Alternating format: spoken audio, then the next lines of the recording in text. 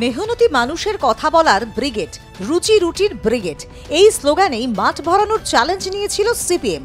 ভরা ব্রিগেড মাঠে তাই বক্তারাও কেন্দ্র এবং রাজ্য সরকারের বিরুদ্ধে গর্জে উঠলেন মেহনতি মানুষদের হয়ে। কৃষক নেতা অমল হালদার বলেন, রাজ্যে কৃষকদের অবস্থা শোচনীয়। নয়া কৃষক নীতির নামে বিপজ্জনক সংস্করণ ভবিষ্যতে দুর্ভিক্ষের দিকে ঠেলে দেবে মানুষকে। গোটা পশ্চিমবঙ্গে একটা ভয়ঙ্কর অবস্থার দিকে যাচ্ছে। বন্ধুগণ, আমরা তো কৃষক সমাজের কাছে বারে বারে এই কথাই বলি, আজকে লড়াই ছাড়া কোনো পথ নেই। লাল ঝান্ডাই ঐক্যবদ্ধ করেছিল সমস্ত মানুষকে। জমির আন্দোলন হয়েছিল, ৮০ সালে মজুরির আন্দোলন হয়েছিল। বন্ধুগণ, আজকে কি দেখছেন? যাদের পাট্টা দিলাম বামফ্রন্টের আমলে, যারা বর্গা রেকর্ড করলেন, আজকে পাট্টা রাখতে পারছেন? বর্গা রেকর্ড রাখতে পারছেন? আজকে জমি কারা হচ্ছে? সেই জমি চলে যাচ্ছে কাদের কাছে? যে যোদ্ধাদের কাছ থেকে জমি কেড়েছিলাম, আজকে সেই যোদ্ধাদের কাছে জমি পৌঁছে দেওয়া হচ্ছে। এই অবস্থা চলতে শুরু করলে একদিন খেতে পাবো না। একদিন রাস্তায় রাস্তায় ঘুরে বেরিয়ে দুর্ভিক্ষের আমলে যে চিত্র দেখেছিলাম, মা একটু ভাত দাও মা, একটু ফ্যান দাও মা, দুদিন খেতে পাইনি মা, একটু ফ্যান দাও মা, এই আওয়াজ অচিরেই শুনতে হবে এখন থেকে যদি আমরা সচেতন সতর্ক আমরা না হই। সিটু নেতা অনাদি সাহু একযোগে আক্রমণ বিজেপি তৃণমূলকে। তার বক্তব্যে উঠে এলো শ্রমজীবী মানুষদের দুর্দশার কথা। চা বাগান থেকে চটকল, কয়লা খনি, ইস্পাত কারখানায় শ্রমিকদের বঞ্চনার কথা তিনি বলেন। রাজ্যে শ্রম আইন ভঙ্গ হচ্ছে, স্থায়ী কাজে অস্থায়ী শ্রমিক নিযুক্ত হচ্ছে। কেন্দ্রের শ্রমকর লাগু করার প্রয়াসকেও সমালোচনা করে হুঁশিয়ারির সুরে বলেন, নরেন্দ্র মোদীকে বার্তা, আগুন নিয়ে খেলবেন না।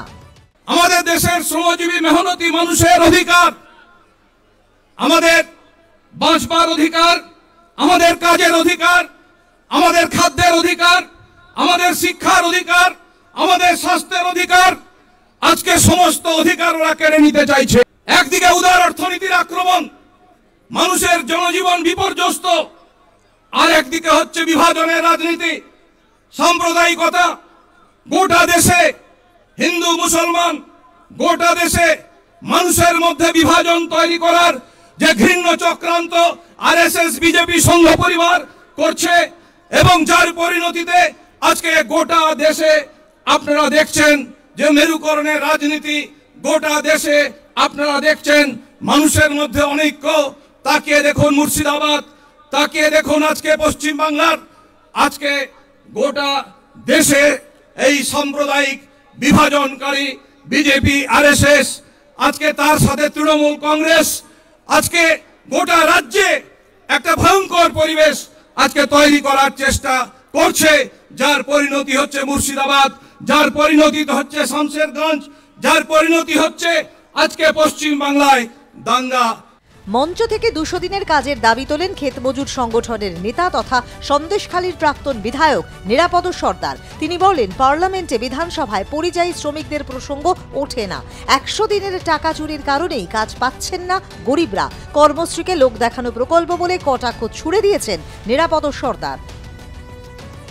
প্রান্তিক মানুষদের হয়ে মঞ্চ থেকে গর্জন করতে শোনা যায় বস্তি উন্নয়ন সমিতির রাজ্য সম্পাদক সুখরঞ্জন দেকে। তিনি দাবি তোলেন, বস্তি উচ্ছেদ নয়, বস্তিবাসীদের নিরাপদ সত্ত্ব পাট্টা দিতে হবে রাজ্য সরকারকে, বিনামূল্যে বিদ্যুৎ দিতে হবে বলেও সুর চড়ান তিনি।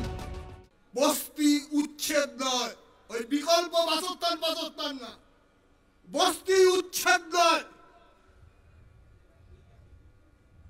বস্তি বাসীদের নিরাপদ সত্ত্ব পাট্টা দিতে হবে রাজ্য সরকারকে।